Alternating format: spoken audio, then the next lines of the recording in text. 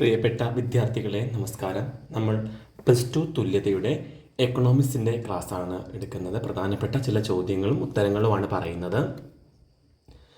ഒരു നിശ്ചിത സാങ്കേതിക വിദ്യ ഉപയോഗിച്ച് പരമാവധി ഉൽപ്പന്നങ്ങൾ ഉൽപ്പാദിപ്പിക്കുവാൻ കഴിയുന്ന അസംസ്കൃത വസ്തുക്കളുടെ സംയോഗത്തെയാണ് പ്രൊഡക്ഷൻ ഫംഗ്ഷൻ എന്ന് വിളിക്കുന്നത്.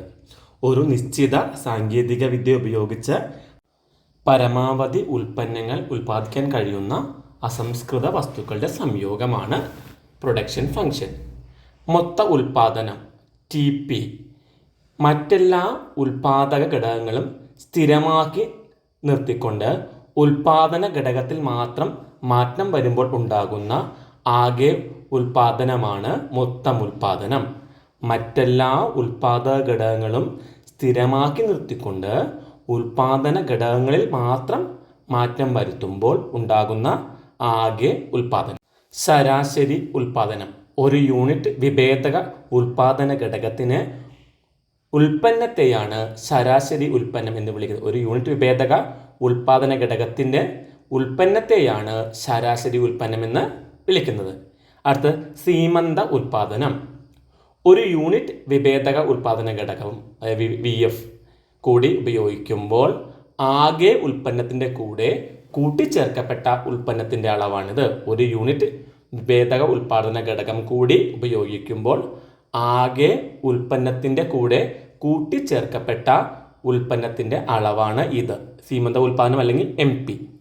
മറ്റൊരു ഉൽപ്പാദന ഘടകങ്ങൾ സ്ഥിരമാക്കി നിർത്തി ഒരു ഉൽപ്പാദന ഘടകത്തിൽ മാത്രം മാറ്റം വരുത്തിക്കൊണ്ടിരുന്നാൽ സീമന്ത ഉൽപ്പന്നം ഒരു ഘട്ടം വരെ വർദ്ധിക്കുകയും അതിനുശേഷം കുറയുകയും ചെയ്യും. മറ്റൊരു ഉൽപ്പാദന ഘടകങ്ങൾ സ്ഥിരമാക്കി നിർത്തി ഒരു ഉൽപ്പാദന ഘടകത്തിൽ മാത്രം മാറ്റം വരുത്തിക്കൊണ്ടിരുന്നാൽ സീമന്ത ഉൽപ്പന്നം ഒരു ഘട്ടം വരെ വർദ്ധിക്കുകയും അതിനുശേഷം കുറയുകയും ചെയ്യും. ഒരു വിഭേദക ഉൽപ്പാദന ഘടകം മറ്റ് സ്ഥിര ഉൽപ്പാദന ഘടകങ്ങൾക്കൊപ്പം സംയോജിപ്പിക്കുമ്പോൾ മൊത്തം ശരാശരി സീമന്ത ഉൽപ്പന്നങ്ങൾ 3 ഘട്ടങ്ങളിലൂടെ കടന്നുപോകും. 1. മൊത്തം ഉൽപ്പന്നം വർദ്ധിച്ച തോതിൽ വർദ്ധിക്കുന്നു. ശരാശരി ഉൽപ്പന്നം കൂടുന്നു. സീമന്ത ഉൽപ്പന്നം കൂടുന്നു. ഇനി രണ്ടാമത്തേത്, മൊത്തം ഉൽപ്പന്നം കുറഞ്ഞ തോതിൽ വർദ്ധിക്കുന്നു. ശരാശരി ഉൽപ്പന്നം കുറയുന്നു. സീമന്ത ഉൽപ്പന്നം കുറയുന്നു. മൂന്നാമത്തേത്, മൊത്തം ഉൽപ്പന്നം കുറയുന്നു. ശരാശരി ഉൽപ്പന്നം കുറയുന്നു. സീമന്ത ഉൽപ്പന്നം നെഗറ്റീവ് ആകുന്നു. സ്ഥിര ഉൽപ്പാദന ഘടകങ്ങളും വിഭേദക ഉൽപ്പാദന ഘടകങ്ങളും തമ്മിലുള്ള അനുപാതം ആദ്യഘട്ടത്തിൽ ഉൽപ്പാദനത്തിന് അനുയോജ്യമായതിനാലാണ് സീമന്ത ഉൽപ്പന്നം ആദ്യം വർദ്ധിക്കുന്നത്. എന്നാൽ സ്ഥിര വിഭേദക ഉൽപ്പാദന ഘടകങ്ങൾ തമ്മിലുള്ള അംശബന്ധം ഉൽപ്പാദനത്തിന് അനുയോജ്യമല്ലാതാകുമ്പോഴാണ് സീമന്ത ഉൽപ്പന്നം കുറയുന്നത്.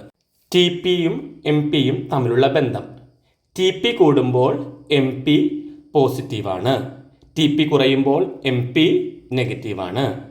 TP പരമാവധിയാകുമ്പോൾ MP 0 ഇനി APയും MPയും തമ്മിലുള്ള ബന്ധം. AP കൂടുമ്പോൾ MP APയേക്കാൾ മുകളിലാണ്. AP കുറയുമ്പോൾ MP APയേക്കാൾ താഴെയാണ്. AP പരമാവധിയാകുമ്പോൾ MP = AP. ഉൽപ്പാദന ചെലവ്. ഉൽപ്പന്നങ്ങൾ ഉൽപ്പാദിപ്പിക്കാനായി ഒരു ഉൽപ്പാദക യൂണിറ്റിൽ നടത്തുന്ന വിവിധ ഇനം ചെലവുകളാണ് ഉൽപ്പാദന ചെലവ്. ഉൽപ്പന്നങ്ങൾ ഉൽപ്പാദിപ്പിക്കാനായി ഒരു ഉൽപ്പാദക യൂണിറ്റിൽ നടത്തുന്ന വിവിധ ഇനം ചെലവുകൾ. ഇത് 2 തരത്തിലുണ്ട്: ഹ്രസ്വകാല ചെലവും ദീർഘകാല ചെലവും. ഇനി ഹ്രസ്വകാല ചെലവുകളെ കുറിച്ച് പറയാം. സ്ഥിരം ചെലവ് ഫിക്സഡ് കോസ്റ്റ്. ഉൽപ്പാദനത്തിൽ വരുന്ന മാറ്റങ്ങൾക്കനുസരിച്ച് മാറാത്ത ചെലവാണ് സ്ഥിര ചെലവ്.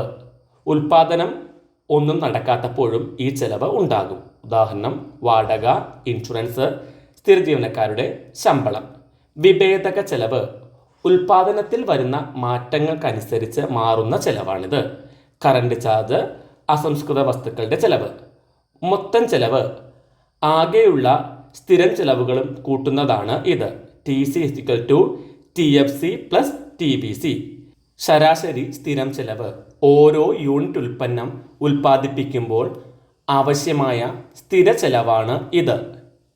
ശരാശരി വിഭേദക ചെലവ് ഓരോ യൂണിറ്റും ഉൽപ്പന്നം ഉൽപ്പാദിപ്പിക്കാൻ ആവശ്യമായ വിഭേദക ചെലവ്. ശരാശരി ചെലവ് ഓരോ യൂണിറ്റ് ഉൽപ്പന്നവും ഉൽപ്പാദിപ്പിക്കാൻ വേണ്ട മൊത്തം ചെലവ്. AFCയും AVCയും കൂട്ടുന്നതാണ് ഇത്. സീമന്ത ചെലവ് ഒരു യൂണിറ്റ് ഉൽപ്പന്നം കൂടി ഉൽപ്പാദിപ്പിക്കുമ്പോൾ മൊത്തം ചെലവിനോട് കൂട്ടിച്ചേർക്കുന്ന ചെലവാണ് ഇത്. എന്നുകൂടി പറയാം, ഒരു യൂണിറ്റ് ഉൽപ്പന്നം കൂടി ഉൽപ്പാദിപ്പിക്കുമ്പോൾ മൊത്തം ചെലവിനോട് കൂട്ടിച്ചേർക്കുന്ന ചെലവാണ് ഇത്. MC = delta TC by delta Q. ദീർഘകാല ചെലവ്. ദീർഘകാല ചെലവുകൾ രണ്ടെണ്ണമാണ്. ദീർഘകാല ശരാശരി ചെലവും ദീർഘകാല സീമന്ത ചെലവും.